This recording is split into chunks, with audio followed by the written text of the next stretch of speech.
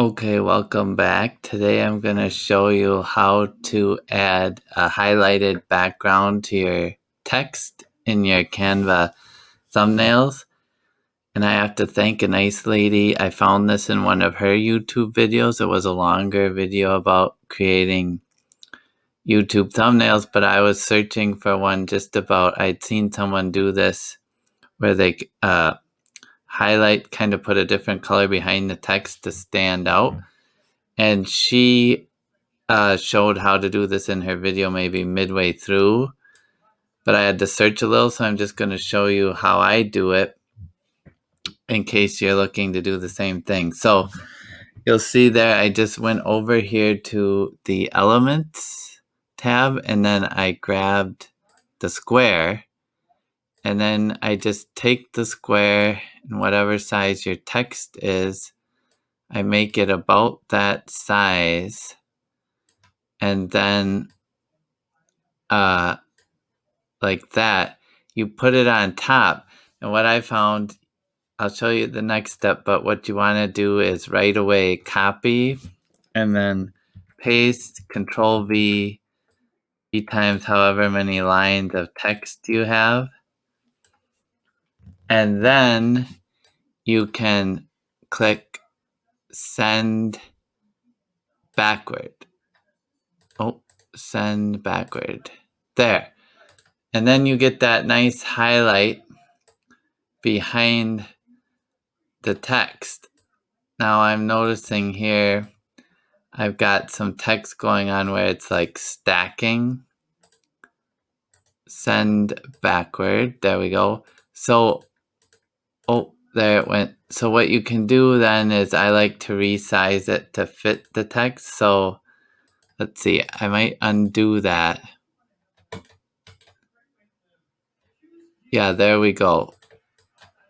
Undo, redo, undo, because it can get hard once you send them back to like edit them. Okay, here we go. So if you line it up, you can kind of make it however far the text is. Then click send backward. Okay, then this one is even shorter. So this is just what I found to save time. Otherwise I do it later. And then send backward. And then this one is the shortest word. So I'm just going to do it to right there and there and send backward. And then I like to make these line up. But you can see then I made this highlighted right behind my thumbnail. Just the text sort of highlighted to stand out. Now, I forgot in this thumbnail that I used this big text block here, you see. So I might, if you don't want it to look like that, what you can do is, this is just because I created this before I knew how to do this the highlighting. So you could drag this off and you could just put, because what I usually like to do is make the boxes a little apart like this. So you could do this, and then this is the other way I do it. So it just depends how you have your text set up. I probably make them a little thinner, and then what you can do is go here and just do text again, add a heading, and then my first line, unboxing away, and just drag each text onto away the carry-on.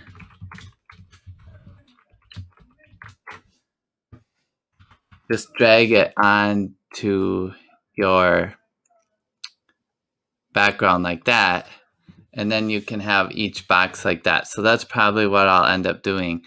And I'm running out of time on my free Loom plan, so that's it for today. Showing you how this big text box, if you didn't want to have that where I have the text all typed in one box. I'm just trying to drag it here. If you didn't want that all, it's kind of tricky, I don't know. There. If you didn't want it all like lined up, because you can do it like this and try to line it up if you have the text like that and you made your boxes the right size. But instead, I'm just going to delete that. And then what I am doing is just going over the text, add a heading, and then one at a time, I was recreating. Oops, actually, I'm going to undo that because I forgot what my title said here. So I'm just going to, for some reason, this is tricky, but I'm just going to try to drag this. Well, I'll just do this. I'll just drag it over here. So I remember what it says. Unboxing away the carry-on expandable luggage. Okay, so then I just click a heading and you just change it to your whatever your line is going to be and make it white, expandable, and then we need one more. So you basically have, if you do it this way, then you have 3 lines, or each text line is in its own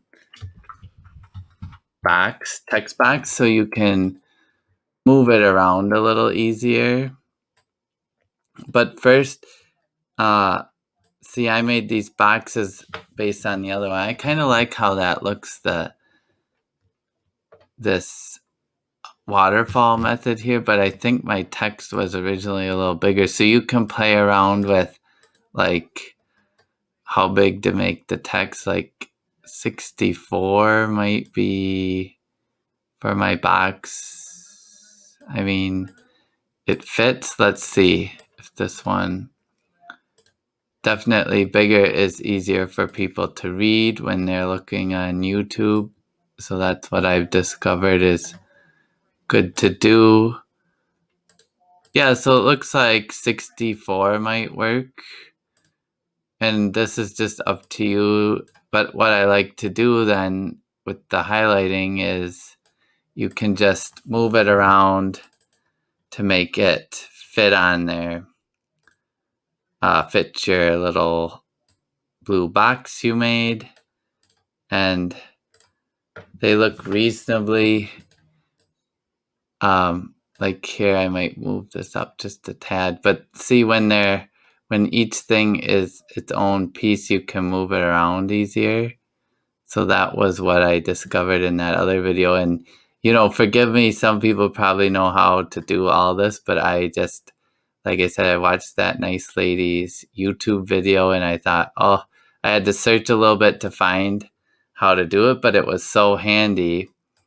So I'm going to try. I thought I'd pay it forward and do this video right on this topic. So there, you can see it's done. Oh, and now I'll just delete this, which was the old text box.